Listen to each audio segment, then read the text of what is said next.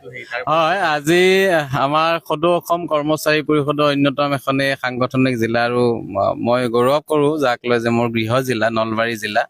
নলবাৰী জিলা কৰ্মচাৰী পৰিষদৰ অন্তৰ্গত আমাৰ টিহু আঞ্চলিক কৰ্মচাৰী পৰিষদ। আজি টিহু আঞ্চলিক কৰ্মচাৰী পৰিষদৰ 28 সংখ্যক বাৰ্ষিক অধিৱেশন এই হাৰিভাঙা উচ্চতৰ মাধ্যমিক বিদ্যালয় প্ৰাংগণত হৈছে। ইতিমধ্যে প্ৰতিনিধি সভা হৈ গৈছে, মুকলি সভা উদ্বোধন কৰিছে এগৰাকী বিশিষ্ট, মই অফিচিয়েল ডেজিগনেশ্যনৰ আগতে তেখেতক ক'ব বিচাৰিম এগৰাকী সাহিত্যিক সংস্কৃতি প্ৰেমী, মানে অসমীয়াক বা নিজৰ জাতিক ভাল পোৱা এগৰাকী বিষয়া, দক্ষ বিষয়া, আমাৰ inspector of schools Nalbari Ratul Das ছাৰে আনুষ্ঠানিকভাৱে আমাৰ যিখন মুকলি সভা উদ্বোধন কৰিলে।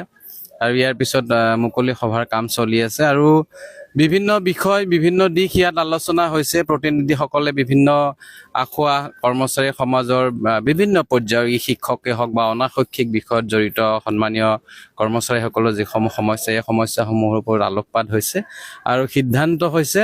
আৰু সেই সিদ্ধান্তসমূহ জিলালৈ প্ৰেৰণ কৰিব, জিলাই কেন্দ্ৰীয় সমিতিলৈ প্ৰেৰণ কৰিব। আৰু মূলত কথা আৰু মূলত বিষয়বস্তু এটাই যে অষ্টম দৰমহা আয়োগ, ইতিমধ্যে আপোনালোকেও সুধিছে যে আপোনালোক বা আমি সকলোৱে জানো যে সামগ্ৰিক বজাৰ দৰৰ ওপৰত নিৰ্ভৰ কৰি প্ৰতি 10 বছৰৰ মূৰে মূৰে অসম চৰকাৰ বা ভাৰত চৰকাৰৰ কৰ্মচাৰীসকলৰ দৰমহা সংশোধন হয়। আৰু অষ্টমবাৰৰ বাবে এই দৰমহা সংশোধন হ'বলৈ গৈ আছে অসম চৰকাৰৰ অধীনস্থ শিক্ষক কৰ্মচাৰীসকল। আমি অত্যন্ত আশাবাদী। আৰু বিভিন্ন সময়ত বা বিগত সময়ত এটা কথা হৈ আছিল যে কেন্দ্ৰৰ সমাহাৰত আমাক লাগে। আমি সদৌ অসম কৰ্মচাৰী পৰিষদে দাবী জনাইছো যে কেন্দ্ৰৰ সমাহাৰত নহয়, কেন্দ্ৰৰ সমানকৈ লাগে। আজি চেন্ট্ৰেল গভৰ্ণমেণ্টৰ এজন এমপ্লয়ীয়ে বা চেন্ট্ৰেল গভৰ্ণমেণ্টৰ এজন ডিষ্ট্ৰিক্ট অফিচাৰে যিটো ৰেংক হোল্ড কৰি আছে, বা ষ্টেট গভৰ্ণমেণ্টৰ এজন অফিচাৰে যিটো ৰেংক হোল্ড কৰি আছে, ছেম ৰেংক ছেম ৱাৰ্ক, কিন্তু দৰমহাৰ যিটো বৈষম্য, এই বৈষম্য আঁতৰ হ'ব লাগে। আমি প্ৰথমতে দাবী জনাইছো যে কেন্দ্ৰীয় চৰকাৰৰ কৰ্মচাৰীৰ সমানকৈ ৰাজ্যিক চৰকাৰৰ শিক্ষক কৰ্মচাৰী বিষয়া শ্ৰমিককো দৰমহা দিব লাগে। আৰু বিগত সপ্তম দৰমহা আয়োগত আমি দাবী জনাইছিলো যে 1 জানুৱাৰীৰ পৰা হ'ব লাগে। প্ৰতি বছৰে যিহেতুকে কেলেণ্ডাৰ ইয়াৰ আমাৰ বছৰটো 1 জানুৱাৰীৰ পৰা আৰম্ভ হয়, আমিও দাবী জনাইছো। সপ্তম দৰমহা আয়োগত আমাৰ মানুহসকল বঞ্চিত হৈছে। বঞ্চিত এইকাৰণে হৈছে যে সপ্তম দৰমহা আয়োগ কাৰ্যকৰী কৰিছে 1 এপ্ৰিলৰ পৰা। আৰু এই অষ্টম দৰমহা আয়োগত যাতে সেই আশ্বাস নাথাকে, সেইকাৰণে আমি পুনৰাই আজি 1 বছৰ 1.5 বছৰ ধৰি এই কথাটো কৈ আহিছো, বা বিভিন্ন সভা সমিতি কৰ্মচাৰী সমাজৰ, যে 1 জানুৱাৰী 2026ৰ পৰা আমাক এফেক্ট লাগে, কাৰ্যকৰীকৰণ হ'ব লাগে।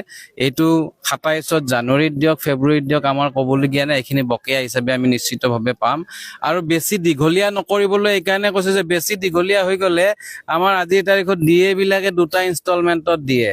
ডাঙৰ অফিচাৰ বা ছাৰতে হয়তো ডিএ বহুত পাব। আমাৰ সাধাৰণ 3rd গ্ৰেডৰ বা 4th গ্ৰেডৰ কৰ্মচাৰীসকলে ডিএৰ ক্ষেত্ৰত হয়তো 1000-1200 টকা পাব। এতিয়া 1200 টকাৰ এৰিয়া যদি 3টা ইনষ্টলমেণ্টত দি দিয়ে, একো কাম নাথাকে বা কামত নাহে।